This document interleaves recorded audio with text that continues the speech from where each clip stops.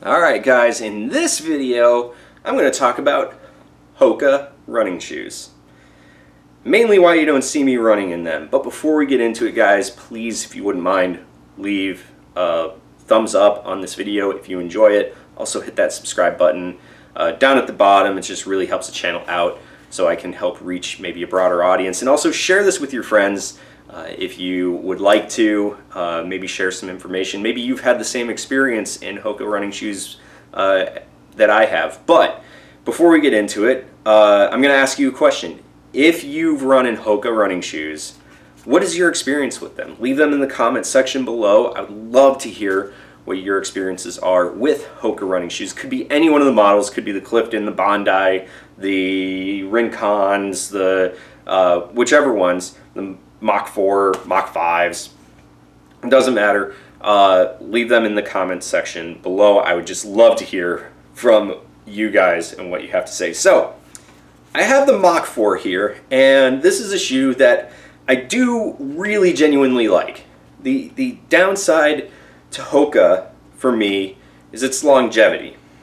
So, when you think about a running shoe and the value that you're going to get out of a running shoe, you really want a running shoe that is going to be not only cushioned, give you the support, give you the things that you need to help you run better, more efficiently, and maybe enjoy your training a little bit better. But the other part is you want something that's going to have some longevity. Let's face it, a lot of these shoes are, you're spending anywhere from $120 up to $200 on a pair of running shoes, and you want them to last a decently long time. You want to be able to get a couple hundred miles out of them at least before the midsole feels kind of dead and maybe you need to go and buy another pair of shoes. And that's the issue that I have with Hoka. So I have had some good experiences with Hoka, so I'm not going to completely dog Hoka on this one. My very first half marathon that I ever ran was in a pair of Hoka Clifton 6s, and that was the shoe that I picked because it had like that marshmallowy feeling midsole foam underneath you, and it was a stable ride and had that nice rocker geometry and everything to just kind of help you through your stride. And I really, really, really enjoyed the run. But when I started to use it more and more and more, not just for the half marathon effort, but just for doing some daily miles and doing my long runs on Sundays and all the things I started to do, the midsole just felt like it died out really quickly. Like it just didn't feel like it had that squash and that cushion that it once had when it was first purchased.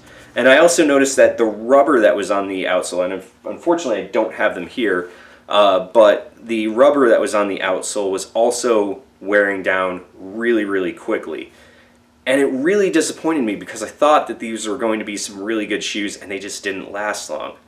So I did eventually find myself at a discount store, Ross. I found myself a pair of Hoka Rincons, and they were the Rincon 2s, and I purchased them, again, pretty cheap on a discount, and thought, hey, maybe these would work. They're also a little bit firmer, a little bit snappier than the Cliftons were, but maybe these will work. And again, I didn't get that many miles out of them before the midsole just felt dead. Just didn't have that, that excitement out of them anymore.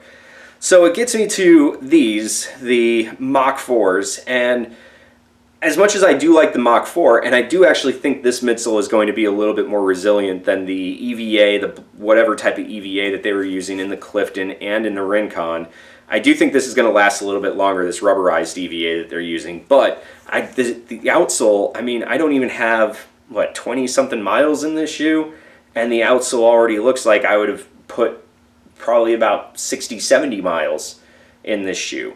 And I just don't feel like it's a shoe that's going to last a very long time because of the outsole wear. Now, I did get these on sale, so I don't feel as bad running in them, but they just don't feel like they're going to have the longevity that I want to get out of a pair of running shoes. Like, for instance, the Windflows that I've already done the video on. If you haven't done so, I'll put a thing up here on it.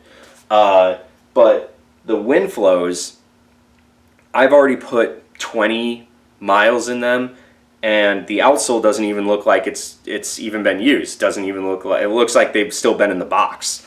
Where these just look like I've already put 60 miles on them. So, and most of my other shoes, that have rubber outsoles, they're pretty high abrasion rubber and whatnot, and I can do, a lot of miles, do quite a couple 100 miles in them. Even my the Ride 15s, the Saucony Ride 15s, which do have quite a bit of exposed midsole foam, don't look as abrased as this does at 20 miles. And that's what just upsets me about Hoka. And I would love to run in Hoka because I actually do think that they do make a good shoe. But as far as value is concerned, if I am having to pay for these shoes, which Hokas don't really go on sale that often, and the discounts that you do get aren't really fantastic, I just don't feel that there's a value in Hoka like there is in other brands in terms of longevity is concerned, such as Asics, such as Saucony, such as New Balance, such as Skechers, some of these other brands. It just feels like you get a little bit more value because they're built to go a little bit longer than maybe Hoka does. I don't know, it's just my personal experience, but again, question is, if you've ran in Hoka, what are your experiences with Hoka? What's your favorite model of Hoka shoe? And I'd love to hear from what you guys have to say. So I appreciate you guys watching. Never pay full price for running shoes, and as always, enjoy the run.